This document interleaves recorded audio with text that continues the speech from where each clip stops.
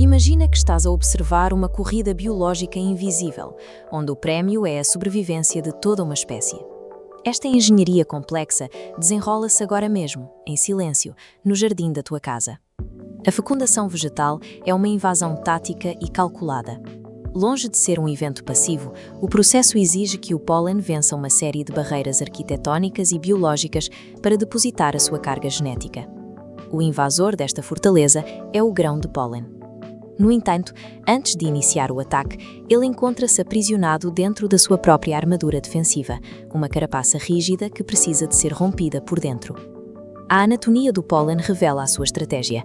A parede externa, ou exina, funciona como um escudo resistente às agressões do ambiente, enquanto a entina, a camada interna, armazena a pressão necessária para a fuga. Ao entrar em contacto com a umidade da flor, o pólen absorve água e desencadeia uma rápida expansão. A entina cresce em V-boom, gerando uma pressão interna crescente que tensiona a armadura externa. Este aumento de pressão força um colapso estrutural num ponto fraco da exina. A entina rompe a carapaça, projetando o material biológico para o exterior. Este material em expansão forma o tubo polínico. Trata-se de uma ponte biológica em crescimento contínuo, estabelecendo a ligação direta entre o grão de pólen e o ovário da planta. O início da polinização é um ato de ruptura mecânica. Para que o ataque seja bem-sucedido, o invasor é forçado a destruir a sua própria armadura protetora. O tubo polínico enfrenta agora o estilete floral, um longo canal de tecido denso que atua como uma barreira física entre o pólen e o seu objetivo final. O avanço não pode ser conquistado apenas por força bruta. As células da planta-mãe estão compactadas de forma a impedir a intrusão de elementos externos. Para abrir caminho, o tubo polínico utiliza armas bioquímicas.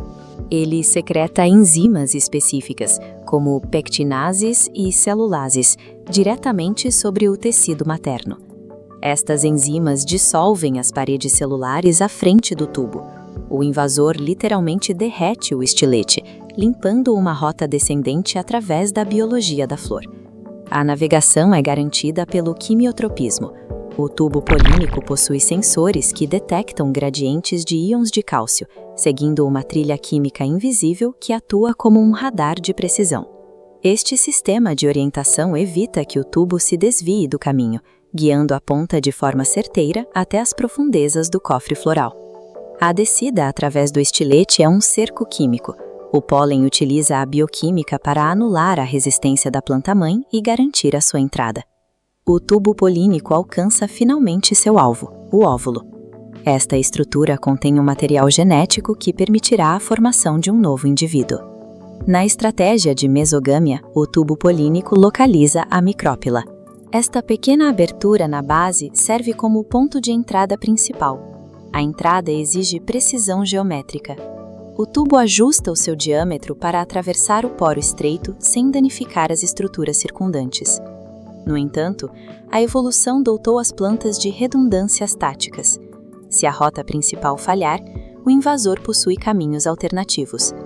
Processos como a aporogamia e a calazogamia permitem ao tubo ignorar a entrada convencional e perfurar diretamente os tecidos laterais ou superiores do óvulo.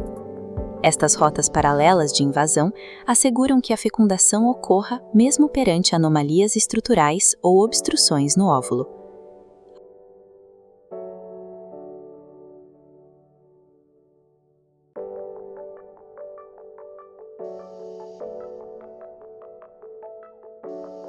Ao romper a última membrana interna, o tubo polínico está pronto para depositar a sua carga genética e iniciar a transformação.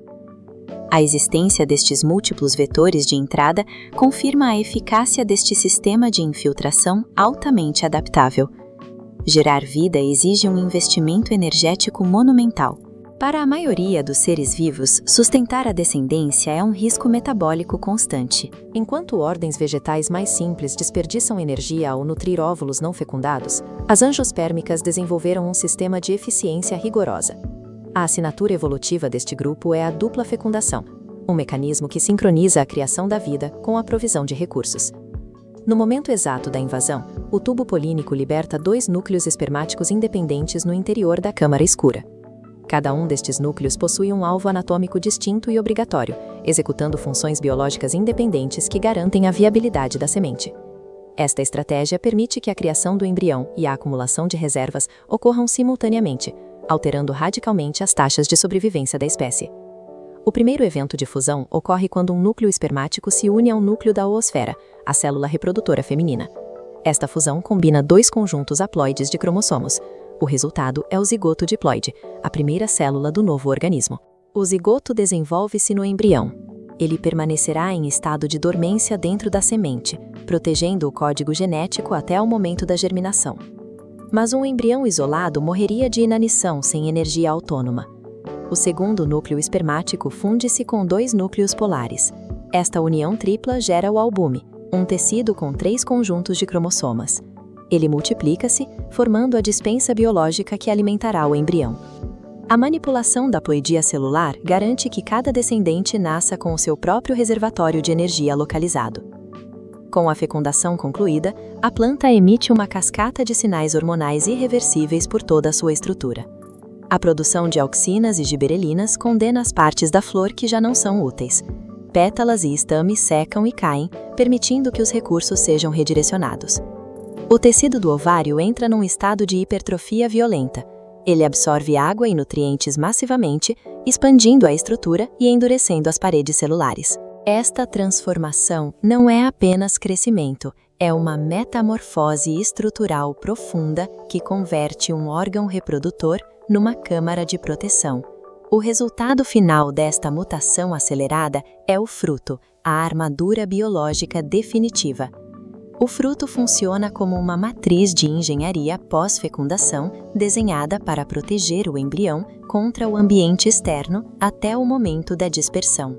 O último desafio logístico da planta é a distância. Para evitar a competição com o progenitor, a semente deve ser transportada para longe. A planta utiliza a sedução bioquímica, produzindo antocianinas para gerar cores vibrantes e compostos voláteis para criar aromas específicos.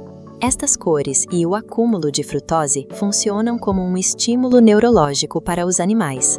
A planta utiliza o paladar dos vertebrados como um vetor de transporte gratuito para sua prole. Quando a sedução falha, a planta recorre à coerção física.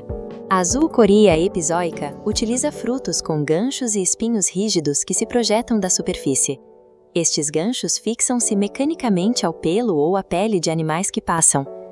Sem oferecer qualquer recompensa, a planta força ativamente o transporte da semente através do movimento da fauna local.